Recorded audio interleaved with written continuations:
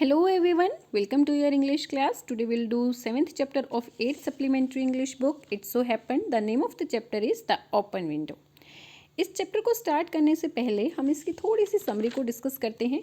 इस चैप्टर में हम फ्रैम्पटन नटल के बारे में डिस्कस करने वाले हैं। फ्रैम्पटन नटल को नर्व्स की बीमारी हो जाती है, इसलिए उसके डॉक्टर उसे एडवाइस करते हैं कि उसे जो है एक पीसफुल और काम माहौल में रहना है, किसी तरह की कोई भी मेंटल प्रेशर नहीं लेना है, कोई ऐसी फिजिकल एक्सरसाइज नहीं करनी है जो कि वायलेंट हो। तो इसीलिए फ्रैम्पटन जो है डिसाइड करते हैं कि वो कंट्री साइड जाकर रहेंगे। इसमें उसकी सिस्टर उसकी हेल्प करती है, क्योंकि वो कुछ टाइम पहले जो है गांव में रह कर आई थी, वहाँ पर कुछ लोगों को जानती थी। तो वहाँ जाने से पहले वो फ्रैम्पटन को कुछ लोगों के इंट्रोडक्शन लेटर दे देती है, ताकि वो वहाँ जाकर लॉनली और बोर्ड फील ना करे। बट वहाँ पर शांत रहने की बजाय नटल के साथ कुछ ऐसा होता है कि वो डर जाता है और एक ही दिन में गांव से भाग आता है। तो ऐसा आखिर उसके साथ क्या होता है, चलिए चैप्टर को रीड आउट करना स्टार्ट करते हैं और एक्सप्लोर करते हैं। My aunt will be drawn presently, Mr Nuttel said a very self-possessed young lady of 15. In the meantime, you must try and put up with me. Self possessed means confident and काम। एक बहुत ही confident and काम 15 years की young lady कहती है कि mister Nuttall, मेरी aunt जो है जल्दी ही नीचे आएंगी और इस बीच में आप मुझसे बातें कर सकते हैं। Framton Nuttel endeavour to say something which should duly flatter the niece of that moment without unduly discounting the aunt that was to come. Frampton Nuttall जो है एंडेवर मीन्स ट्राइड, कोशिश करना, ऐसा कोशिश करते हैं कि वो कुछ ऐसी बात कहें जिससे कि नीस उस टाइम पर खुश हो जाए और उनकी जो आंट वो आने वाली थी उन्हें भी बुरा ना लगे। Privately, he doubted more than ever whether these formal visits of the succession of total strangers would do much towards helping the nerve cure which he was supposed to be undergoing.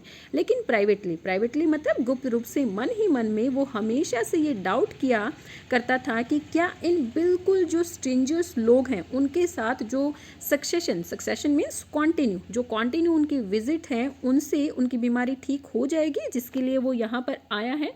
मतलब strangers लोगों से मिलने के लिए वो यहाँ पर आया है और गांव में रहने के लिए आया है। क्या इस चीज़ से उसकी बीमारी ठीक होगी या नहीं होगी, इस चीज़ के लिए वो डाउटफुल था।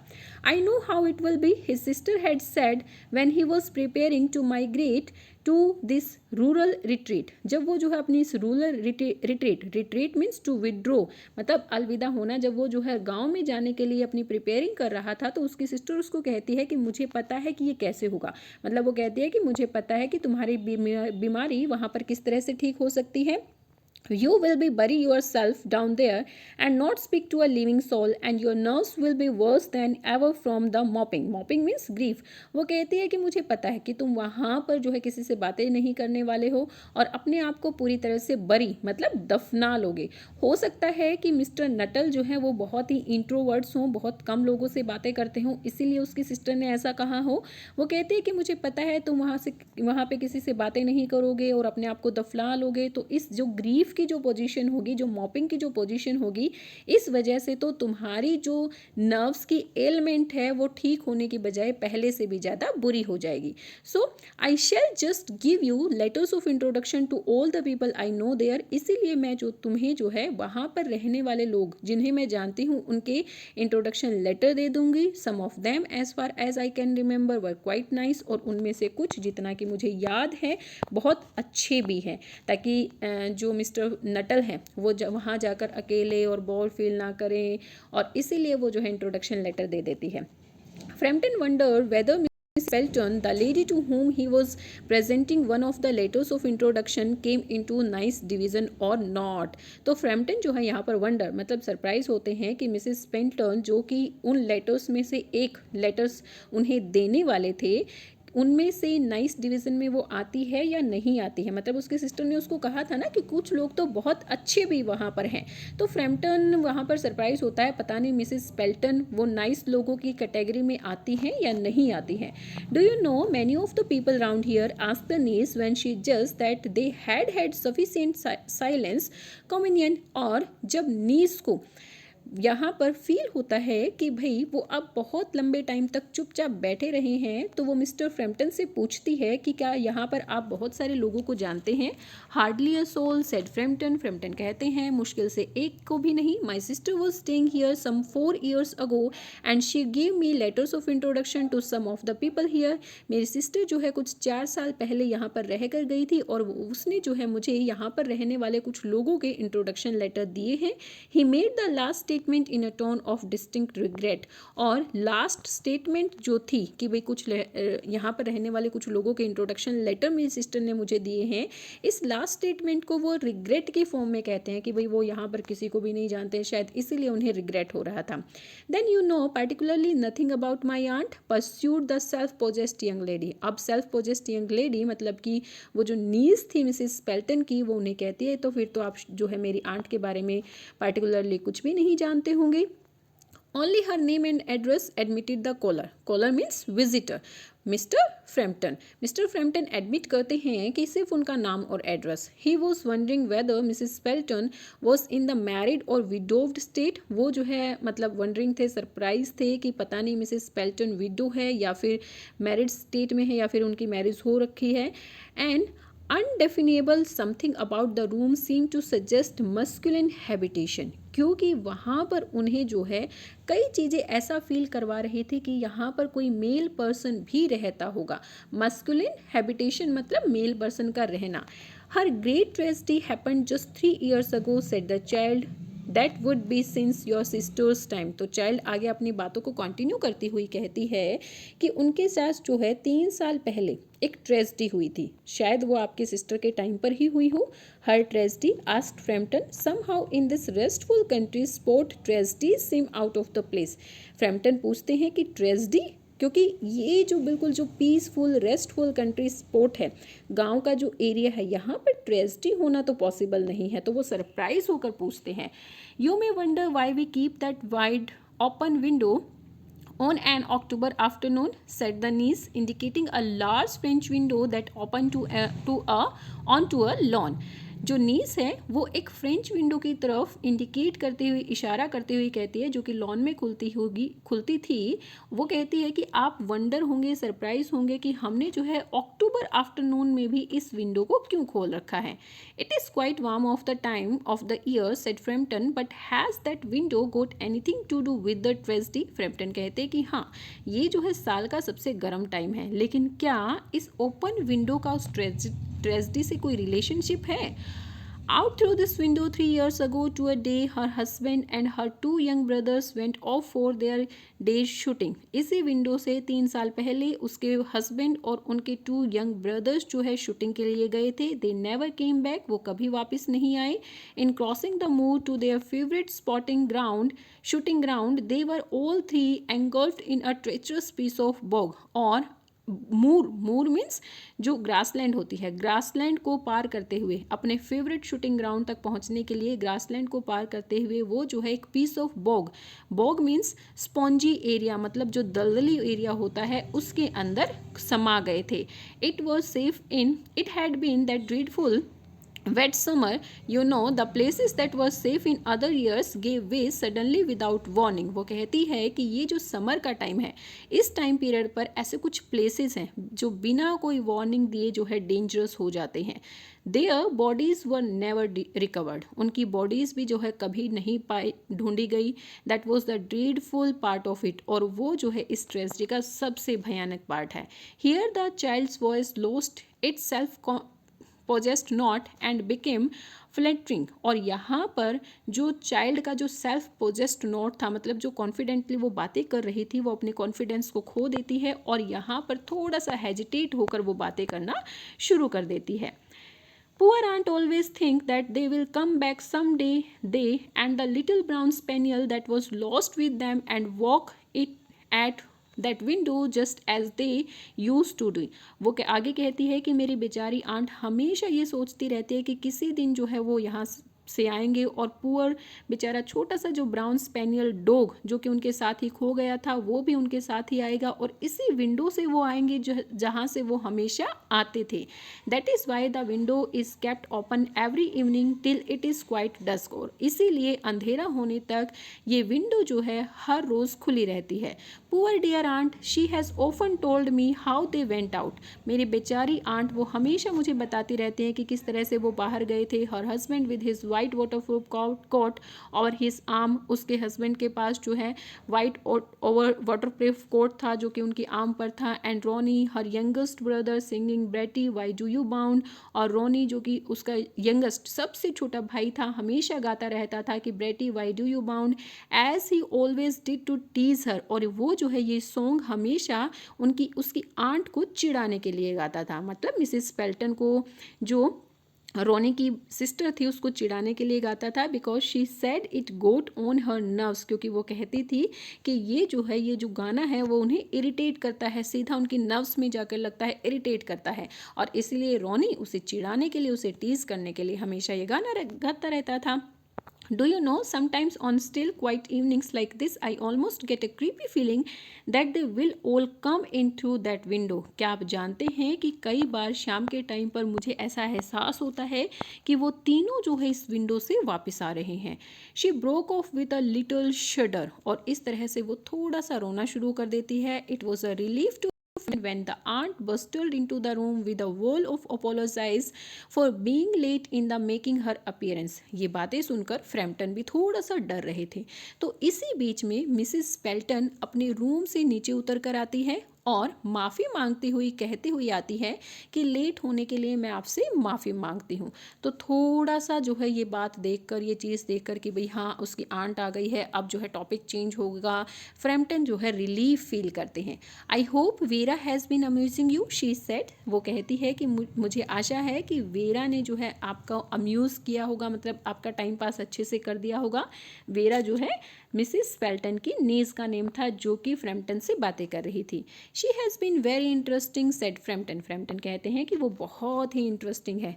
आई hope you do not mind the open window said Mrs Pelton briskly. Mrs Pelton जो है ब्रिस्कली मतलब कॉन्फिडेंटली कहती है कि आई होप आपको जो है इस विंडो जो ओपन विंडो है उससे कोई दिक्कत नहीं होगी। My husband and brothers will be home directly from shooting and they always come in this way. मेरे हस्बैंड और ब्रदर्स जो है शूटिंग से अभी वापस ही आने वाले हैं और वो हमेशा जो है इसी रास्ते से आते हैं, मतलब विंडो से ही घर के अंदर आते हैं, वो दरवाजे से नहीं आते हैं।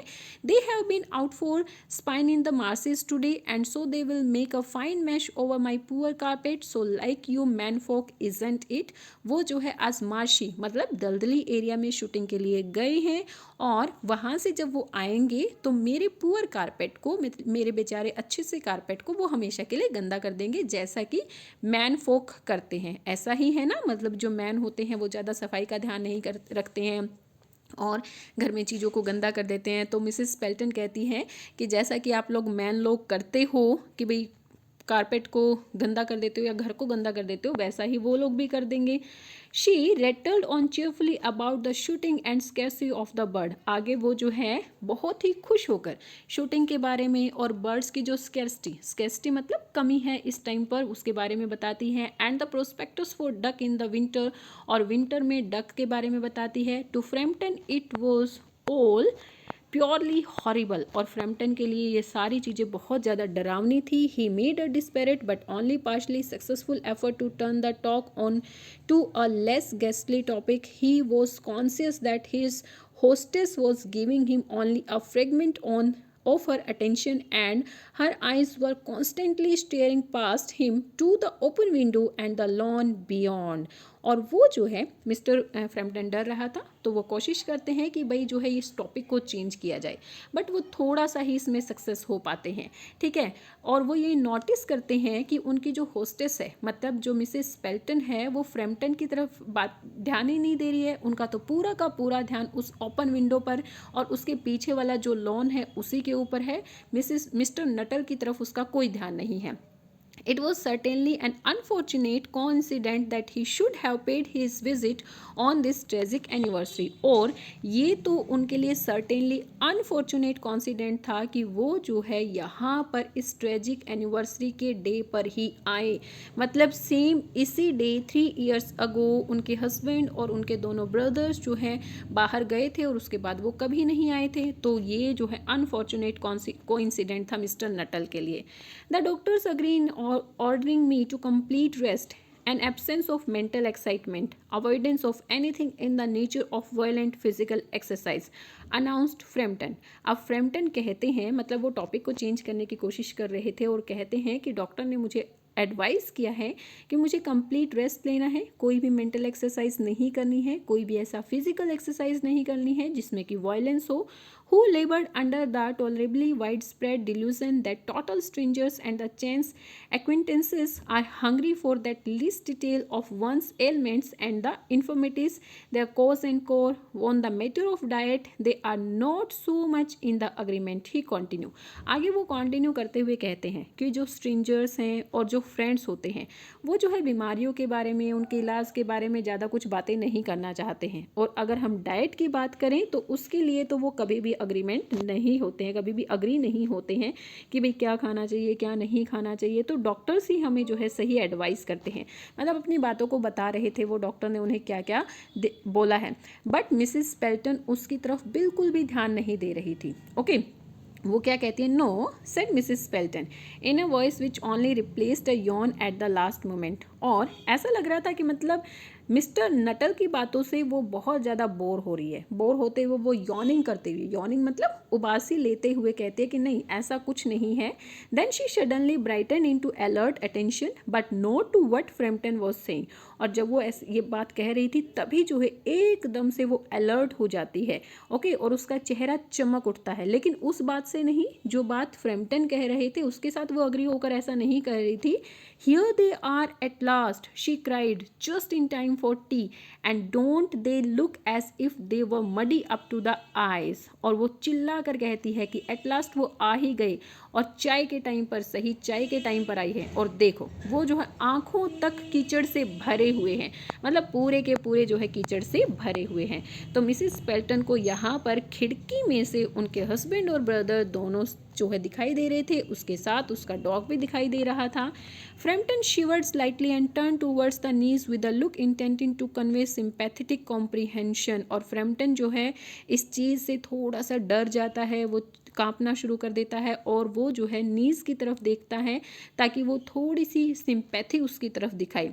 The child was staring out through the open window with a dazed horror in her eyes. और चाइल्ड भी जो है डरी हुई थी और अपनी आंखों में डर लिए हुए वो ओपन विंडो की तरफ घूर रही थी। In a chill shock of nameless fear Frampton swung around in his seat and looked into the same direction. और फ्रैम्पटन भी जो है अपनी सीट से थोड़ा सा घूमे और सेम डायरेक्शन की तरफ देखना शुरू कर दिया।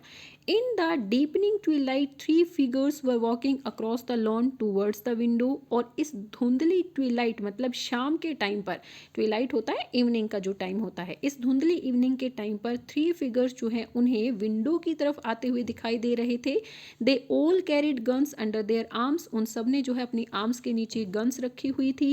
And one of them was additionally burden with a white coat hung over he shoulder. और उनमें से एक जो है एडिशनली बर्डन था, मतलब एक के ऊपर और भी ज़्यादा बोझ था अपने वाइट कोट का जो कि उसने अपने शोल्डर पर लटका रखा था। A tired brown spaniel kept close to their heels. और एक थका हुआ छोटा सा ब्राउन स्पेनियल जो है उनके पैरों के पास था। Noiselessly they neared to the house and then a hoarse young voice chanted out of the dusk, I say Bertie why do you bound. और वो जो है चुपचाप बिल्कुल बिना कोई आवाज़ किए घर के बिल्कुल पास आ रहे थे और उनमें से एक कठोर युवा आवाज़ ने गाना गाया कि आई say Bertie why do you bound. तो कौन था वो? रॉनी था जो कि हमेशा ये गाना गाता रहता था अपनी सिस्टर को चिढ़ाने के लिए।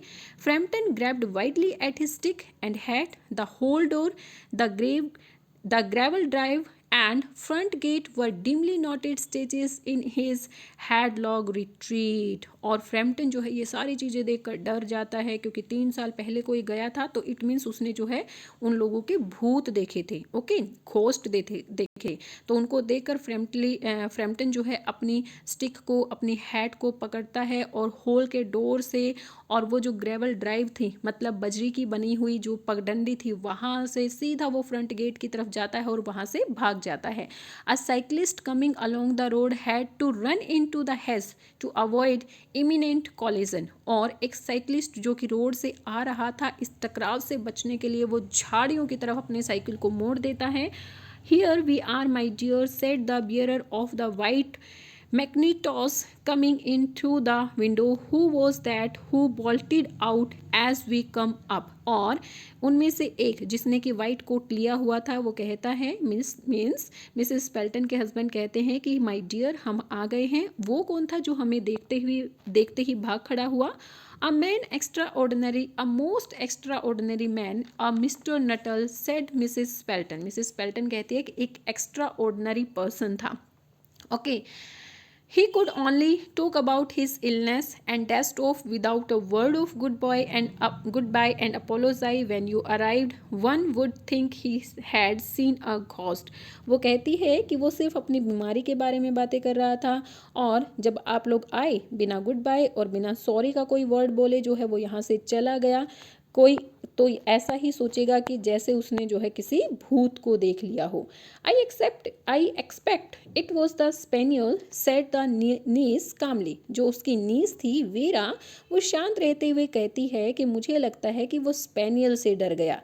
He told me he had a horror of dogs. उसने मुझे बताया था कि वो कुत्तों से डरता है। He was once hunted into a cemetery somewhere on the banks of Ganges by a pack of dogs and had to spend the night in a newly dug grave with the creatures snarling and grinning and foaming just above him।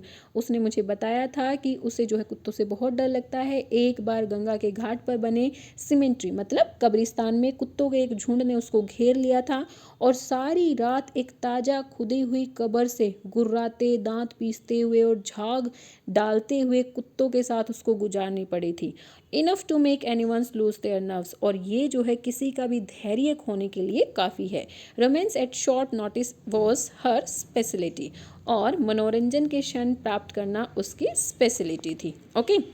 सो यहाँ पर हमारा जो है chapter complete होता है।